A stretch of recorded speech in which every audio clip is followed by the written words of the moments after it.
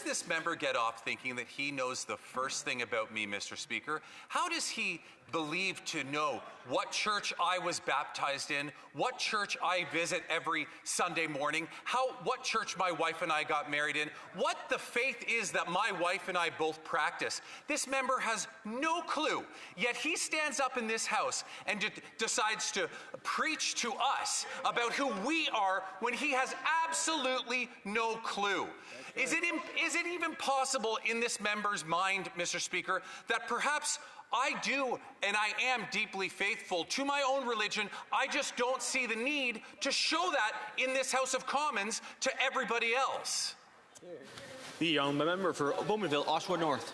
Thank you, Mr. Speaker. I don't pretend to know anything about the member from Kingston other than what he shows me when I show up to work. And what I see when I show up to work is a man with no respect for Christians, Muslims, and Jews in this country, and a man who supports efforts by the Liberal Party to colonize and imperialize people.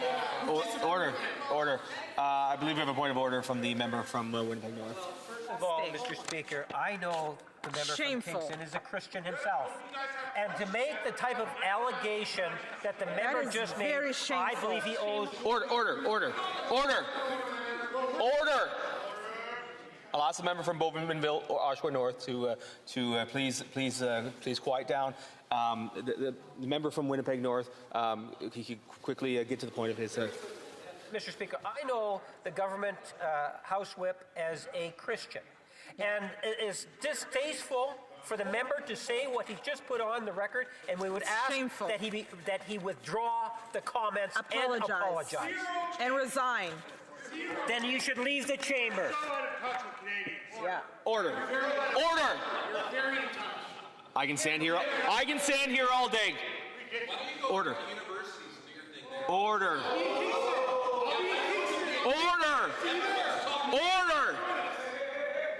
I will stand here all day until the House comes back to order.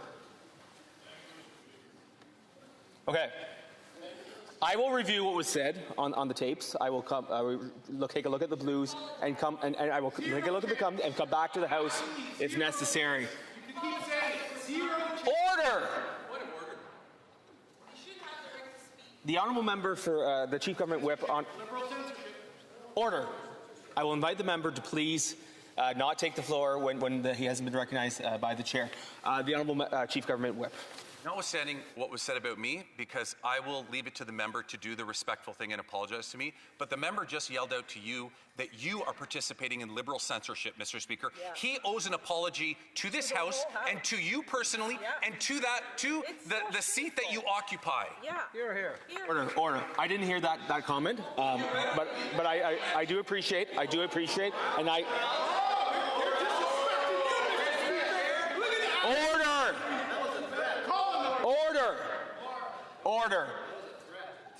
Order. The honourable member for Drummond, I believe, on the point of order. Mr. Speaker, we've talked a lot about decorum in this House. How many warnings, how many times do you have to yell order before you act? Because it's becoming embarrassing, this situation. Mr. Speaker, please do bring some order and apply your authority in this House. Thank you. I appreciate the comments from the honourable member. We are on questions and comments. Question commentaire, and I'm hoping that we can get through these next 3.5 minutes without further interruptions and interjections. I'll just ask all members to please have some respect. This is a place of debate. This is a place where we should have vigorous debates.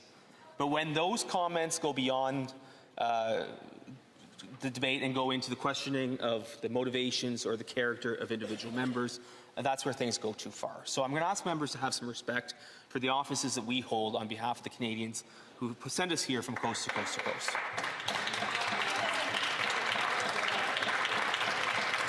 Questions and comments. Question commentaire. The honourable member for Lac Saint Jean. Thank you, Mr. Speaker.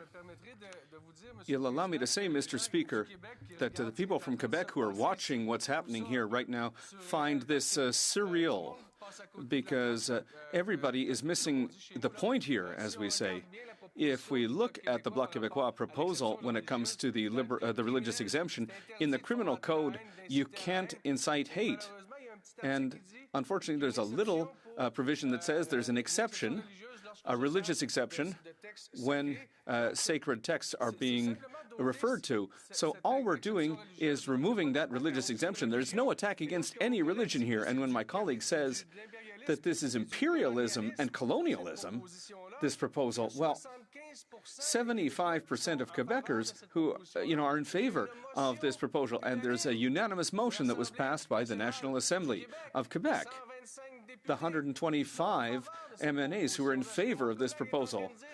Is my colleague saying that 75% of Quebecers and 100% of the elected members of the National Assembly of Quebec are imperialist and colonialist, Mr. Speaker? The member for Bowmanville, Oshawa North. I want to thank my colleague for the question. Specifically, I talked about liberal colonizers and liberal imperialists. So just to clarify for the record. Now, for my colleague from Quebec, what I would say is the Bloc Québécois has represented their efforts here in this chamber as pushing back on the encroachment of the federal government. In this situation, with Bill C-9 and this amendment, the Bloc Québécois is actually asking the federal government to have more power over the lives of Quebecers and more power over the lives of all Canadian citizens. I would think that would be an area where the Bloc Québécois and Conservatives would agree no abuse of federal state power. Thank you. Comments. The member for Oxford. Speaker, in the Bill of Rights, Prime Minister John Diffenbaker said, I'm free to speak without fear, free to worship God in my own way, free to stand for what I believe is right, and free to oppose what I believe is wrong. Those are the foundations our country is built on, the same values that this Liberal government is attacking. They're attacking faiths from all across the spectrum, Hindus, Sikhs, Muslims, Jews, Christians. Why is this government prioritizing the putting away pastors for preaching the Bible as opposed to putting away repeat violent offenders? The member travels quite a bit across the country, meeting with folks from all walks of life. What is he hearing from different faith leaders across our country? Member for Bowmanville, Oshawa North. What is uniting faith leaders and faith communities across Canada is concern that we have a Liberal federal government right now that doesn't understand boundaries over its own power. Instead of being humble enough to recognize that people who are sick or struggling in communities across our nation rely on churches, mosques, and synagogues as a source of support and strength, the Liberal government instead looks at these institutions and wonders how they can exercise more state power over every function of our lives and every function of our communities. It is wrong and it must be opposed. Thank you, Mr. Speaker.